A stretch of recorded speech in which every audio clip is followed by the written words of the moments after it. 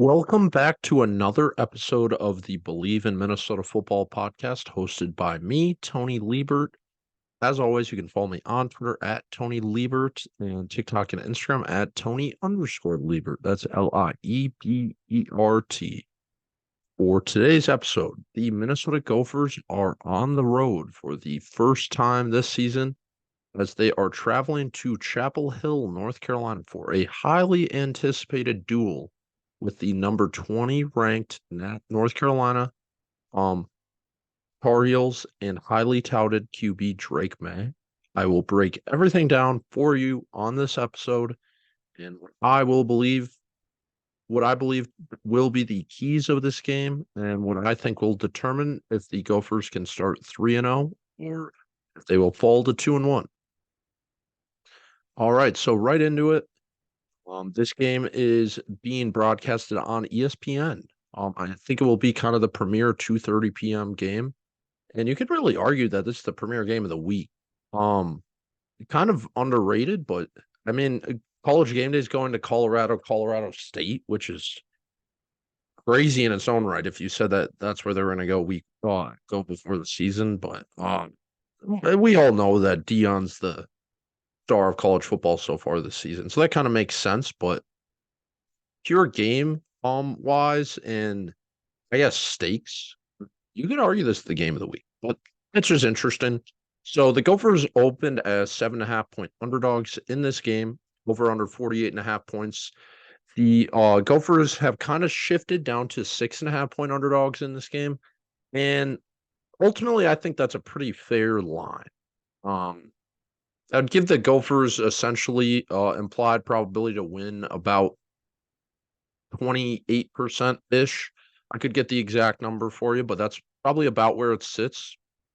And I think that's pretty fair, to be honest, in this game. And we'll get into why. But North Carolina enters this game with a 2-0 record. They opened the season with one of the more impressive wins of the young college season so far when they took down their rival South Carolina on a neutral field, 31-17. Their defense, which was a huge question mark heading into this year, looked pretty good in that game. And then last week, they were tested by their in-state rival, Appalachian State, at home. They got taken to double overtime, 40-34, a game that they could have easily lost, a game that was tremendous last season. They played during the Gophers game this year, so I didn't guess I didn't get to see much of that game, but it certainly pushed them to the wire, and it was good tests. So we all know North Carolina's they are led by head coach Mac Brown, um, one of the more storied coaches in the sport of college football, to be honest. But the last few years they've been really good. This is now his fifth year since returning to the school after his tenure a few years ago, 15th overall. Um, the Tar Heels are coming off a 9-5 season last year where they lost in the ACC championship game to Clemson and then lost in a thrilling San Diego Credit Union Bowl matchup against Oregon. They were a really good team last year. They started strong 3-0, then they lost to Notre Dame at home, and then they got two more wins, so they were sitting at 5-1 at one point, and then they reeled off three more. They were 8-1. And then they had Wake Forest win, and then they lost to Georgia Tech, lost to North Carolina State. So at one point they were 8-1, and then they ended the year. Or no, they were 9-1, and then they ended the year with four straight losses. So interesting year for him last year. We all know that was kind of Drake Maye's breakout year. Everyone's heard of Drake Maye. If you're a fan of college football, even in the slightest, one of the biggest stars in the sport, almost a guaranteed first rounder next year. Looking more and more that he's almost a guaranteed number 2 overall pick. It's a little presumptuous to say that in September, but I'd be pretty confident that this is going to be Caleb Williams, Drake Maye 1-2. I think they are the two best quarterbacks in the sport of college football. There's a lot of guys behind them, but supreme talents. I think anyone who knows him knows that, so I don't really have to talk much more about that. But yeah, some players to watch on this team after Drake Maye. their running back, Omarion Hampton, who has been one of the best running backs in the country so far this year, which is interesting because May led the team in rushing last year. So the running game was a question heading into this year. And last week against App State, Omarion Hampton did lead the team with, let's see how many yards he had in that game real quick. He had 234 yards, and that was the only player that had more rushing yards than Darius Taylor last week. So that's an interesting thing heading into this game that they had the two leading rushers in the country from last week going head to head in this one. And then after that on the defense, there's Cedric Gray, who leads the team in tackles, inside linebacker. Kamon Rucker, who is kind of their 3-4 outside linebacker, defensive end, edge rusher. Very, very talented pass rusher, a guy who can get after the quarterback. And then we'll get into it a little more, but the wide receiver room is a question on this team. QB Drake has kind of grown into maybe the number one option on this passing attack. There's a lot of options, and I don't know if any of them are that great. So that is one thing why I think the Gophers will have a chance in this matchup, but I guess getting right more into it. One of the biggest season storylines this year, really in the sport of college football, has been North Carolina's expected number one receiver, Devontae Tez Walker, who was a transfer from Kent State, was expected to be their number one receiver, like I said, this year. And he has been ruled ineligible by the NCAA. It was his second time transferring, but it's a really unique situation because he was originally at North Carolina Central and didn't even play at that school. I believe he redshirted his first year, and then the second year the season got canceled due to COVID. And then after COVID, he transferred to Kent State, where he played for 2 years. And last year at Kent State, he had 58 catches for 921 yards and 11 touchdowns. He's one of the best group of 5 wide receivers in the country last year. And then at the time of his transfer, there were certain NCAA rules that said you could go to North Carolina, especially after his head coach, Sean Lewis, left to be the offensive coordinator at Colorado. So at the time, there was a rule where if your coach left, you virtually were expected to be ruled immediately eligible. Since then, the rules have changed. I am not keen to exactly what the rule is, but all I know is it has to get reviewed now by the NCAA, as before it was kind of formality that you would be eligible. So, long story short, he's not playing this game. He's not playing the whole year. So, he was expected to be North Carolina's number one receiver after Josh Downs went to the NFL, got drafted by the Indianapolis Colts. So, he was expected to be the guy catching balls from Drake Maye this year. And North Carolina doesn't have him. I think that's a major storyline. They have started the year 2-0, but it's certainly not been without its bumps because like I said, that App State game was right there for the Mountaineers. So, fast forward to now, obviously North Carolina's got a few unproven options at the wide receiver position. So, that's an interesting aspect heading into this game. Drake Maye has looked good, but they have less than 500 passing yards, which is more than the Gophers. So, I shouldn't be talking. Gophers fans shouldn't be talking, I guess, but it hasn't been the Drake Maye that it was last year. He had over 500 yards against App State. So, young wide receivers like QB Drake Maye, who I mentioned, who is a sophomore, and J.J. Jones, who is a junior, both have over 100-plus receiving yards this season. But I don't think either one of them is kind of a true wide receiver one. On paper, I think I'd give the Gophers wide receiver core the edge if you match both of them up. So that's an interesting aspect in this game. We talked before, the wide receivers aren't playing against each other. It's the DBs versus the wide receivers.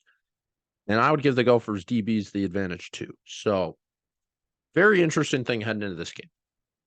Another big story in the offseason for North Carolina was that most Gophers fans know this, and most college football fans know this. Their offensive coordinator, Phil Longo, who's one of the oddest names in the assistant coaching ranks, left Chapel Hill to take the same position at Wisconsin under new head coach Luke Fickell. Longo was with Mac Brown for the 4 seasons before this at UNC. The Tar Heels in that time frame were They had 10,074 total rushing yards, which is first in the ACC. They had 197.5 per game. So that's a pretty good number. Probably less than the Gophers in that span, but and then they were second in the conference with 102 rushing scores. So they were when you have Drake Maye and Sam Howell being one of the best passing attacks, they also had a very good running attack with Javonte Williams, Michael Carter. They've had a lot of good running backs. But overall, they've been a very good offense, and they had a very good offensive coordinator that helped develop Howell and Drake Maye into some of the best quarterbacks in the sport.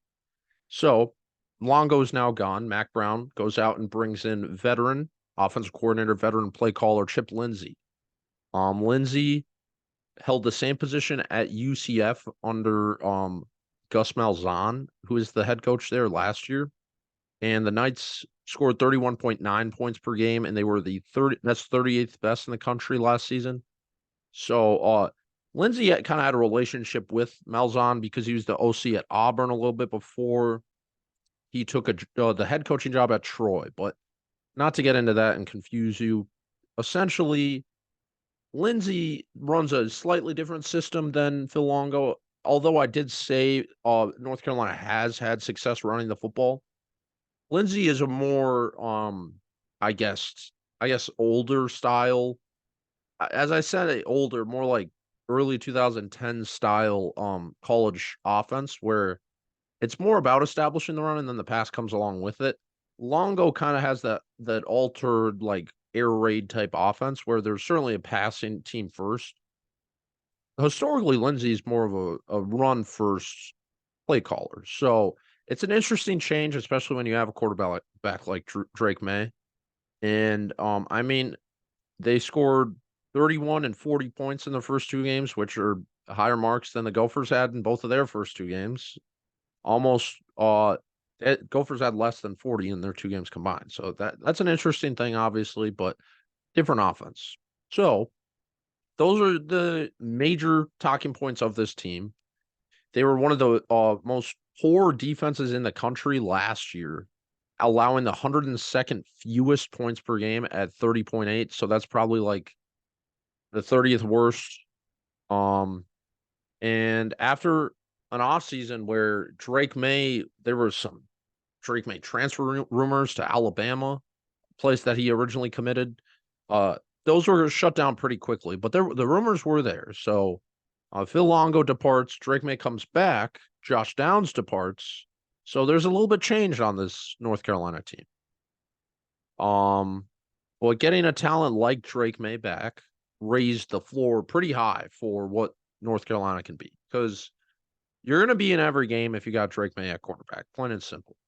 So, but that defense was just not very good last year, and it took them out of a lot of those games, especially late in the year when they allowed 30 points to NC State, 21 points to Georgia Tech, 39 to Clemson, 28 to Oregon. Fine marks, but their defense wasn't very good. They allowed 61 points to App State in week 2. So, but their defense is playing a little bit better now. It looked like their defensive woes might have improved, only allowing 17 to South Carolina. But last week, they allowed App State 494 total yards, 34 points. Well, that's not horrendous. It's not great. So they're definitely a defense that's able to, that the Gophers are going to be able to break. I don't know if they will, but it's possible. And App State showed that last week. South Carolina didn't really have much success in week 1, so North Carolina's defense kind of came back to earth this week. But much like the Gophers, I think there are many questions about this North Carolina's team's season-long potential that haven't been answered yet. Their wide receiver room. How good is their defense? Is it just Drake Maye and a bunch of random people on this team? So I think a lot of those will be answered on both sides. That's why I think there's a lot of variance and a lot of different possibilities that could happen in this game for the Gophers and North Carolina. That's what makes it such an interesting game because both teams still have a lot of moving parts. The Gophers have a new offensive coordinator. North Carolina has a new offensive coordinator. They're still shaking a little bit of the rust out. And as we saw week 1 in the NFL, takes a little for some players to get going. Joe Burrow, Jalen Hurts didn't really look like themselves. Drake Maye looked like himself in week 1, and he had a good game in week 2, but he hasn't looked like the guy who's going to win the Heisman. He looks like a guy who could, but he's not up there. He's might not even be in the top 5 most impressive quarterbacks this year, kind of, which tells you how impressive the sport's really been. You got guys like Caleb Williams, Sam Hartman, Shedeur Sanders, Michael Penix, Bo Nix. Maybe Drake Maye's right behind there, but you get what I'm saying. There's been a lot of good quarterbacks. So, how do the Gophers match up with North Carolina? A reason why I am so optimistic in this game is because the Gophers secondary has looked tremendous through 2 weeks. With that being said, they played 2 horrendous passing attacks. Jeff Sims, we know, can't hold on to the football and is not very good at throwing the football. So I would hope that the Gophers secondary could look good against Nebraska. And Eastern Michigan quarterback Austin Smith was kind of a little lower version of that. He was a Mac version Jeff Sims. He wasn't obviously throwing as many interceptions as Jeff Sims did, but he was clearly a run-first quarterback that is more dangerous with his legs than he is with his arm. So, Drake Maye, although he is very dangerous with his legs and a very impressive runner, one of the best passers in the sport. So, this is easily the Gophers' biggest test of the year, probably, when it comes to passing offense. Maybe Michigan will be interesting, and Ohio State will be interesting. So, scratch that.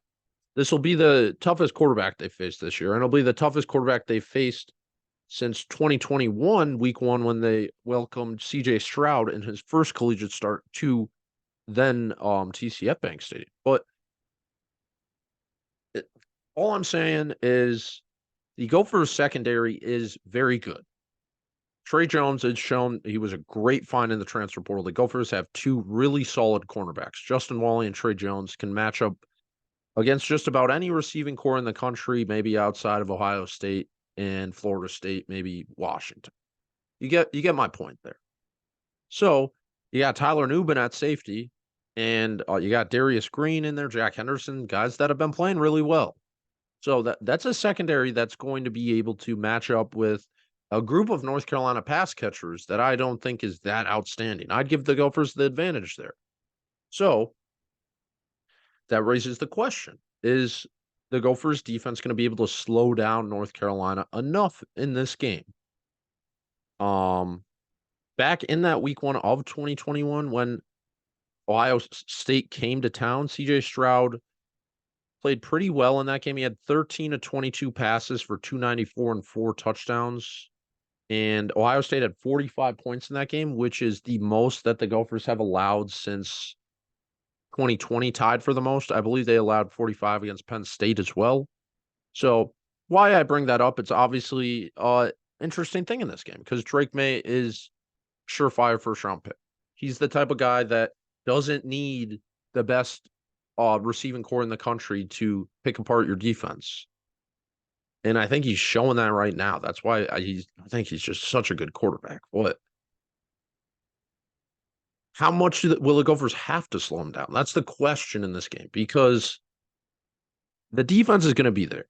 I believe the defense will keep him in this game because they're going to be able to slow him down enough.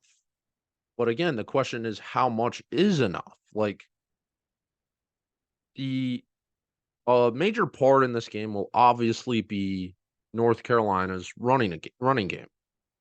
Omarion Hampton ran for 234 last week against App State, like I said. Like any good passing offense, if the running game is there, that just opens so much more in the passing game. So the Gophers' run defense has been the weaker part of their defense so far. Jeff Sims was able to run on them.